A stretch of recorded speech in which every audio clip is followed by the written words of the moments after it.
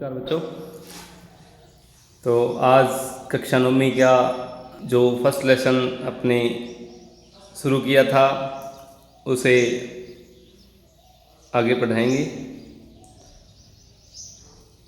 18वीं सदी के उत्तरार्ध में फ्रांसीसी समाज, 18वीं सदी जो थी उसकी शुरुआत में जो फ्रांस का समाज था वो किस तरह का था और कौन कौन से जो राजा थे उन्होंने वो राज किया।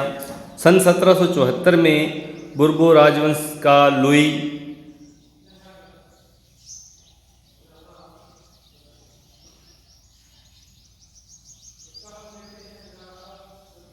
एक्सवी फर्स्ट फ्रांस की राजगद्दी पर आसीन हुआ। उस समय उसकी उम्र केवल 20 साल थी और उसका विवाह ऑस्ट्रिया की राजकुमारी मैरी एंटोइनेट से हुआ था। राज्यारोहण के समय उसने राजकोष खाली पाया। लंबे समय तक चले युद्धों के कारण फ्रांस के वित्तीय संसाधन नष्ट हो चुके थे। वर्सराय के विशाल महल और राजदरबार की शानो शौकत बनाए रखने की फिजूल खर्ची का बोझ अलग से था। लुई एक्स 5 फर्स्ट के शासनकाल में फ्रांस ने अमेरिका के 13 उपनिवेशों को साझा शत्रु ब्रिटेन से आज़ाद करवाने में सहायता दी थी। इस युद्ध के चलते फ्रांस पर 10 अरब लिब्रे से अधिक का कर्ज और जुड़ गया था, जबकि उस पर पहले से ही 2 अरब लिब्रे का बोझ चढ़ा हुआ था। सरकार से कर्जदाता अब 10% ब्याज की मांग करने लगे थे। फलस्वरूप फ्रांसीसी सरकार अपने बजट का बहुत बड़ा हिस्सा दिनों दिन बढ़ते जा रहे कर्ज को चुकाने पर मजबूर थी।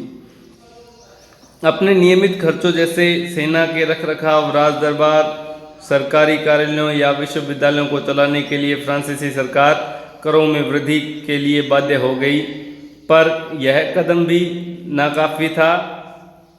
18वीं सदी में फ्रांसीसी समाज 3 एस्टेट में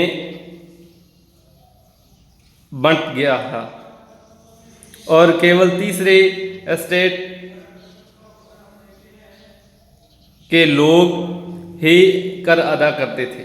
वर्गों में विभाजित फ्रांसीसी समाज मध्यकालीन सामंती व्यवस्था का अंग था। प्राचीन राजतंत्र पद का प्रयोग सामान्यतः सन 1789 से पहले के फ्रांसीसी समाज एवं संस्थाओं के लिए होता है। चित्र 2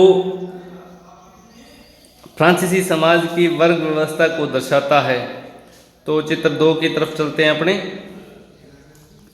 ये देखिए, ये थे फ्रांसीसी समाज के वर्ग।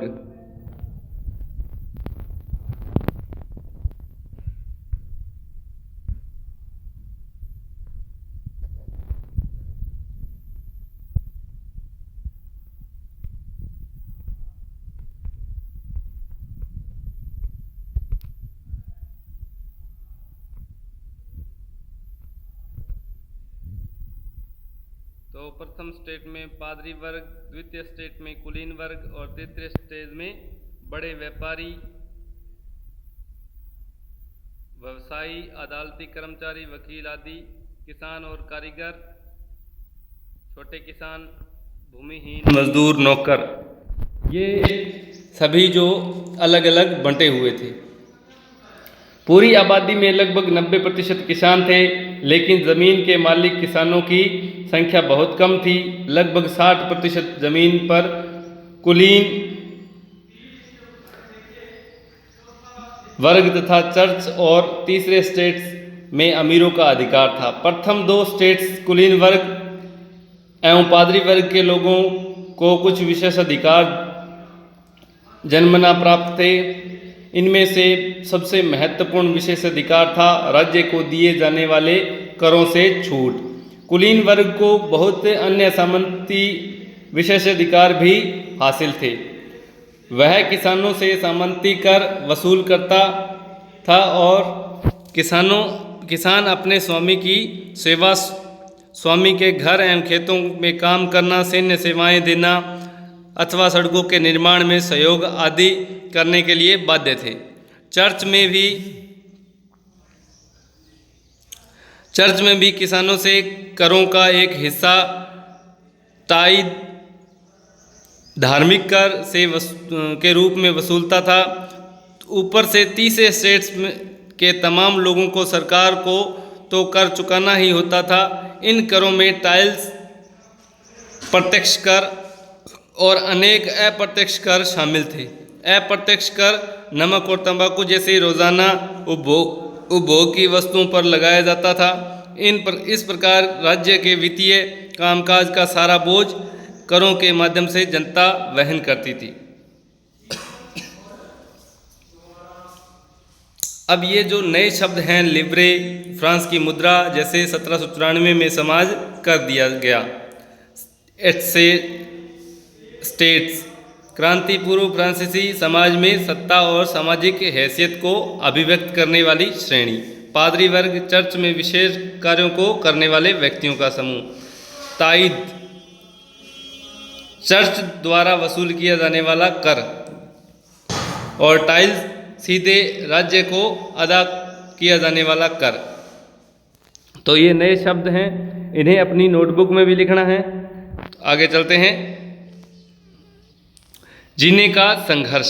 फ्रांस की जनसंख्या सन 1715 में 2.3 करोड़ थी, जो सन 1789 में बढ़कर 2.8 करोड़ हो गई। परिणाम स्वरूप अनाज उत्पादन की तुलना में उसकी मांग काफ़ी तेज़ी से बढ़ी। अधिकांश लोगों के मुख्य खाद्य पावरोटी की कीमत में तेज़ी में वृद्धि हुई।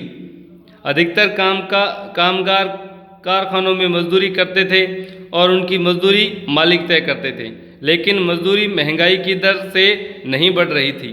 फलस्वरूप अमीर गरीब की खाई चौड़ी होती गई।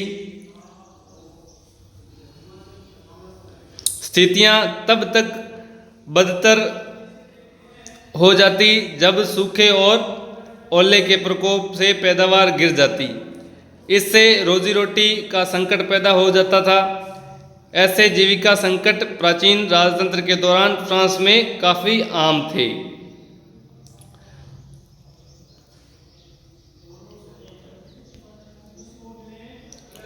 उभरते मध्य वर्ग के विशेषाधिकारों के अंत की कल्पना की।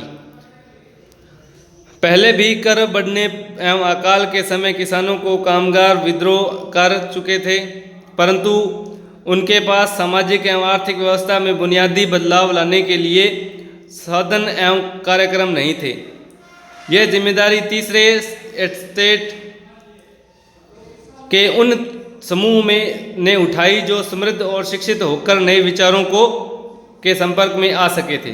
18वीं सदी में एक नए सामाजिक समूह का उदय हुआ जिसे मध्य वर्ग कहा गया, जिसने फैलते समुद्र पारीय व्यापार और ऊनी व रेशमी वस्त्रों के उत्पादन के बल पर संपत्ति अर्जित की थी। ऊनी और रेशमी कपड़ों का या तो निर्यात किया जाता था या फिर समाज के समृद्ध लोग उसे खरीद लेते थे। तीसरे स्टेट में इन सौदागरों एवं निर्माताओं के अलावा प्रशासनिक सेवा व वकील जैसे पेशेवर लोग भी शामिल थे। ये सभी पढ़े लिखे थे और इनका मानना था कि समाज के किसी भी समूह के पास जन्मना विशेषाधिकार नहीं होने चाहिए। किसी भी व्यक्ति की सामाजिक हैसियत का आधार उसकी योग्यता ही होनी चाहिए। स्वतंत्रता, समान नियमों और समान अवसरों के विचार पर आधारित समाज की यह परिकल्पना जॉन लॉक तथा जीन जैक रूसो जैसे दार्शनिकों ने प्रस्तुत की थी। अपने टू ट्रीटाइजेस ऑफ गवर्नमेंट में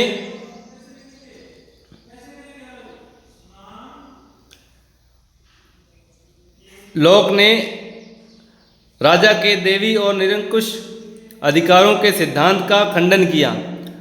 रूसो ने इसी विचार को आगे बढ़ाते हुए जनता और उनके प्रतिनिधियों के बीच एक सामाजिक अनुबंध पर आधारित सरकार का प्रस्ताव रखा। मॉन्टेस्क्यू ने the spirit of the laws नामक रचना में सरकार के अंदर विधायिका, कार्यपालिका और न्यायपालिका के बीच सत्ता विभाजन की बात कही। तो ये जो मॉन्टेस्क्यू ने the spirit of the laws नामक रचना, तो इस लाइन को अंडरलाइन कर लीजिएगा और ये अपनी नोटबुक में भी लिखना है। जब संयुक्त राज्य अमेरिका में 13 उपनिवेशों ने ब्रिटेन से खुद को आज़ाद घोषित कर दिया तो वहाँ इसी मॉडल की सरकार बनी। फ्रांस के राजनीतिक चिंतकों के लिए अमेरिकी संविधान और उसमें दी गई व्यक्तिगत अधिकारों की गारंटी प्रेरणा का एक महत्वपूर्ण स्रोत थी। दार्शनिकों के इन विचारों का काफ़ी हाउसों व सैलून की गोष्ठियों में गर्मा गर्म बहस हुआ करती थी और पुस्तकों व अखबारों के माध्यम से इनका व्यापक प्रचार प्रसार हुआ। पुस्तकों एवं अखबारों को लोगों के बीच जोर से पढ़ा जाता ताकि अनपढ़ भी उसे समझ सके।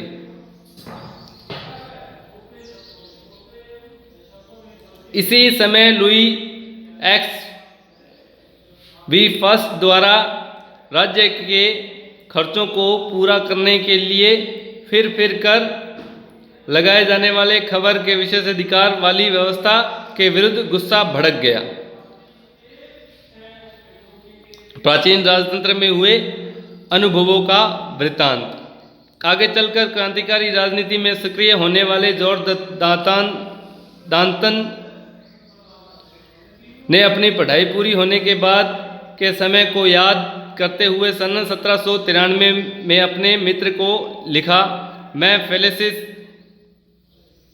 के आवासीय कॉलेज में था, वहाँ मुझे कई महत्वपूर्ण लोगों का सानिध्य मिला। पढ़ाई पूरी होने के बाद बेकारी के दिनों में मैं नौकरी की तलाश में जुट गया। पेरिस के न्यायालय में नौकरी मिलनी असंभव थी।